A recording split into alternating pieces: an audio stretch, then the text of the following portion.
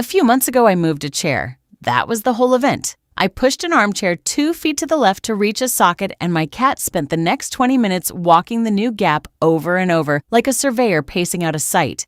And I stood there thinking, that is the most interesting thing that has happened to her all week. Your indoor cat is safe, fed, warm, and loved, and none of that is in question.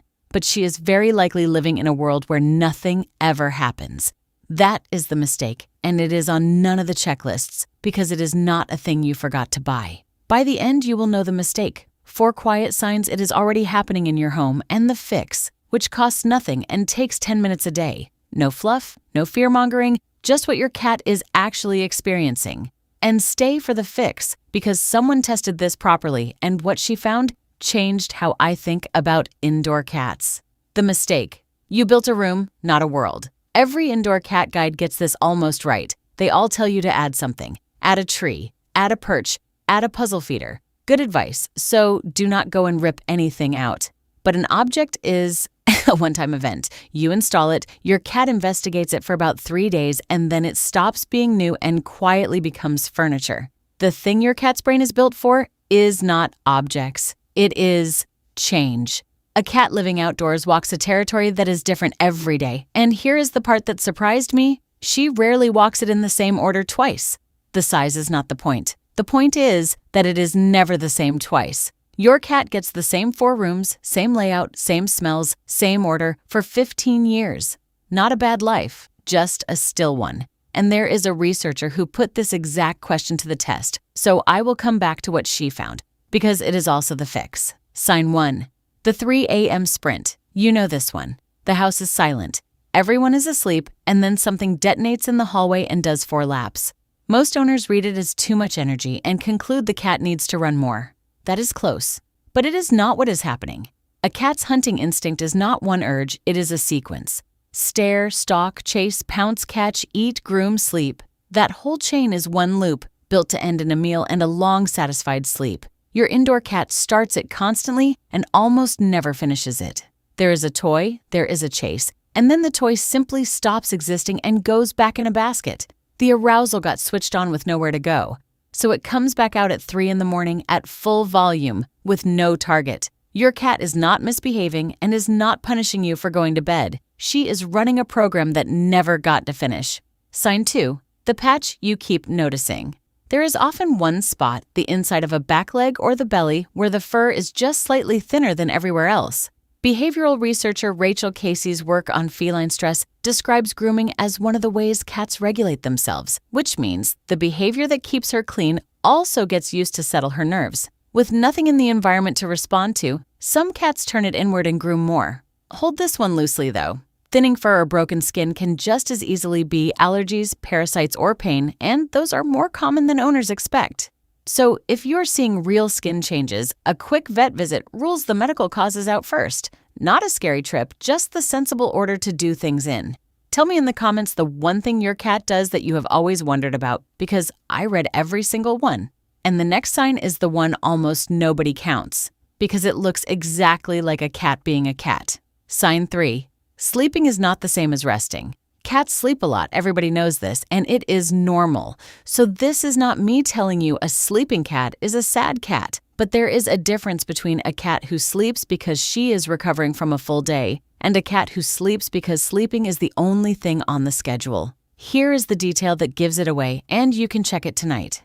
A rested cat wakes up in stages. She lifts the head, she blinks, she stretches one leg out slowly. She decides. A bored cat wakes up instantly and completely, already looking at you, because she was never deeply asleep. She was idling. Watch which one yours does the next time you walk into the room.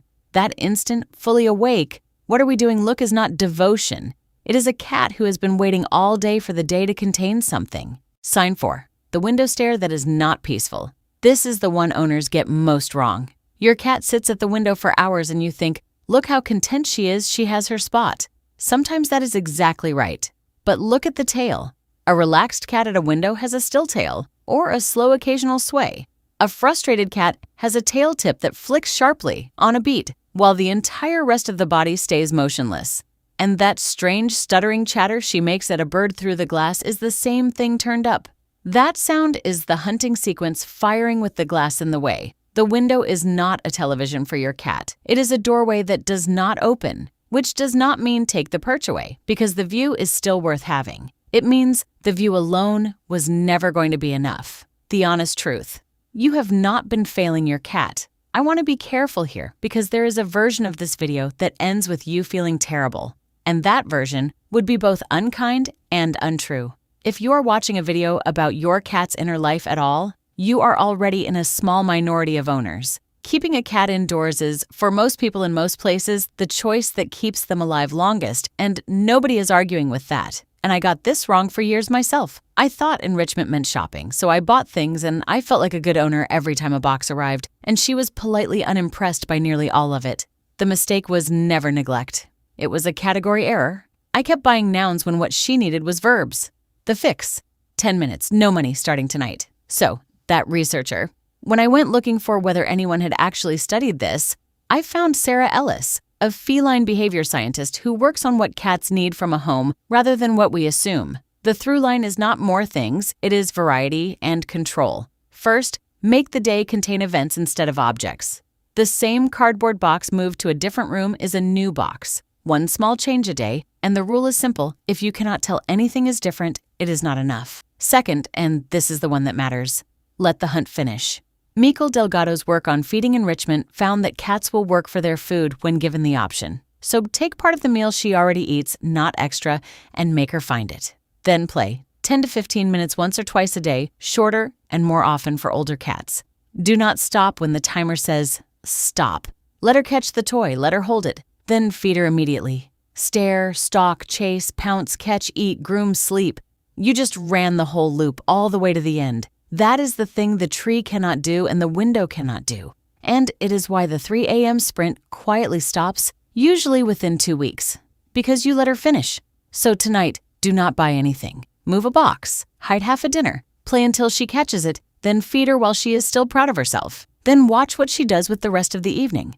Because a cat who has had a day does not sit at the window with a flicking tail. A cat who has had a day stretches in stages and sleeps like the work is done. That is all your cat has ever been asking you for. Not a bigger house, a day with something in it. If this made you look at your cat differently, a like helps YouTube show honest cat information to the next owner still wondering. And if you would rather understand your cat than guess, that is the whole reason this channel exists. I'll see you in the next one.